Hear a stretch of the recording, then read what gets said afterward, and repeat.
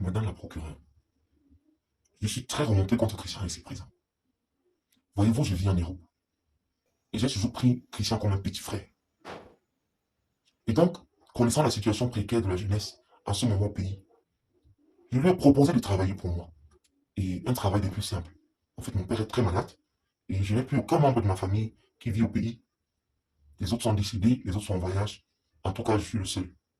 Alors je lui ai dit, tu vas prendre soin de papa. Tu vas vivre à la maison comme ça, parce que en même temps, là où il vivait, c'était pas trop ça. Tu vas vivre à la maison et tu vas prendre soin de papa. Je me suis arrangé pour que chaque mois, il reçoive autant d'argent que possible, en tout cas, le nécessaire, et même que j'envoyais plus qu'il n'en fallait, pour que les deux ne manquent jamais de rien. Mais figurez-vous que chaque fois que j'appelle mon père, ça va de plainte à plainte. Il se plaint de négligence et de manque de suivi. Et après lui, il est maltraité par Christian. Vraiment, Christian, je suis désolé, mais c'est pas comme ça. C'est pas ce qu'on s'était dit. Je te prenais comme mon frère, mon propre frère. Et tu oses maltraiter mon père, qui t'a toujours pris comme son fils quand il était encore en santé. Mais qu'est-ce que tu racontes, frère? J'ai toujours pris soin de ton père. Et ce, avec beaucoup d'amour, malgré sa maladie. Vous n'avez pas la parole, monsieur Christian. Permettez au jeune homme de donner sa version des faits. Bon, vous aurez le temps de vous défendre. Mais je vous préviens que si vous osez encore l'interrompre, vous allez passer un très sale quart d'heure. Désolé, madame la procureure. Vous faites bien d'être désolé. Continuez, monsieur Hanon. Comme je disais, madame la procureure, j'ai donc décidé de descendre au pays sans prévenir pour m'enquérir de la situation. Bon, j'ai quand même averti papa de mon arrivée. Et dès que j'ouvre la porte, qu'est-ce que je vois? Mon père en train de se débattre. Parce que Christian est en train de se battre avec mon père. Mon père qui est comme son père à lui. Et ce n'est pas tout. La maison est sans dessous, je n'ai rien compris.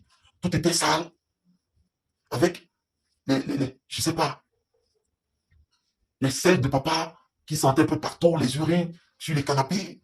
Tout était ça, je vous dis. Mais je suis entré dans une colère noire. Mais je me suis retenu parce que je me suis dit qu'il est mieux que je vienne devant la justice avec ce problème. Parce que si je l'avais frappé, je vous promets qu'il ne serait plus debout alors que nous sommes en train de parler. Mais c'est faux. J'essayais juste de... La ferme. Tu essayais juste quoi? Mais on est où là? Tu n'as pas compris quoi? Donc, ce n'est pas ton tour. Ou alors tu tiens à aller en prison avant même d'avoir fait ta défense. Très bien. Puisque tu es si pressé, vas-y, explique-nous. Dis-nous comment est-ce que, au lieu de prendre soin d'un vieillard qui est malade, travail pour lequel tu es payé d'ailleurs, tu t'arranges plutôt à frapper sur ce dernier.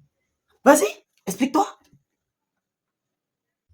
Mais madame la procureure, il n'en est rien de tout ce que monsieur Arnaud raconte. Je sais ce que c'est que de perdre toute sa famille. Et croyez-moi, monsieur Camacho a toujours été comme un père pour moi. Et quand monsieur Arnaud m'a dit que il me trouvait un travail, qui plus est, de prendre soin de son père, et surtout que je devais vivre dans sa maison, j'étais le garçon le plus heureux. Parce que dans mes difficultés de vie, je vivais presque dans la rue. Je n'ai pas hésité et j'ai directement accepté son offre. Prendre soin de monsieur Camacho n'a jamais été un souci pour moi. Depuis que j'ai commencé ce boulot, je prends soin de lui comme si c'était mon propre père. Pas parce que je suis payé pour ça. Et je me rassure que tout est propre autour de lui. Parce que, d'après les médecins, il doit vivre dans un environnement sain et propre.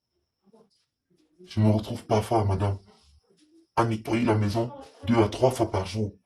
Parce que de temps en temps, quand il fait ses besoins, il éparpille dans toute la maison, que ce soit les urines ou autre chose. Il lui arrive même parfois de me verser sa monture sur le corps et même de me frapper. Et tu en profites pour lui rendre ses coups. Tu as vu son âge? Comment tu peux te bagarrer avec un vieux malade? Tu es sérieux là? Monsieur, ce que vous avez vu n'était pas une bagarre, mais plutôt les réactions d'une personne qui essayait de calmer un malade en pleine crise. Ce que vous ne savez pas, c'est que depuis un moment, la maladie de votre père s'est amplifiée et de temps en temps, ça le rend un peu plus violent. Les médecins ont fait une prescription et des fois, je dois lui donner des cachets pour le calmer quand il est en pleine crise. Sauf que cette même prescription a des limites. Et les médecins m'ont bien spécifié que je ne peux lui donner que 3 doses par semaine. Donc je suis obligé les autres fois de le retenir et essayer de le maintenir par moi-même quand il est en pleine crise. Croyez-moi, c'est énorme quand il entre en crise, c'est tellement fort. Il peut se faire du mal, il peut se blesser. Et pour éviter ça, je suis obligé, madame, de le tenir de toutes mes forces. D'ailleurs, j'ai des preuves.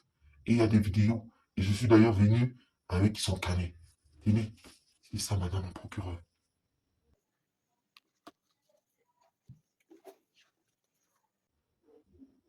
Mais pourquoi ne m'as-tu pas expliqué tout ça quand je suis arrivé? Parce que tu n'as pas voulu m'écouter quand j'ai essayé de t'expliquer.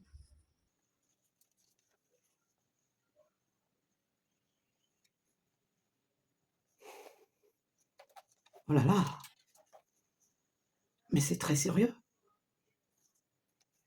monsieur Anon. Ce carnet montre bien que l'état de votre père est presque désespéré. Et d'après le récit de monsieur Christian, j'imagine que c'est pas toujours aisé de prendre soin de lui depuis que sa maladie s'est empirée. Ah, mais c'est grave ça. Tenez, regardez par vous-même.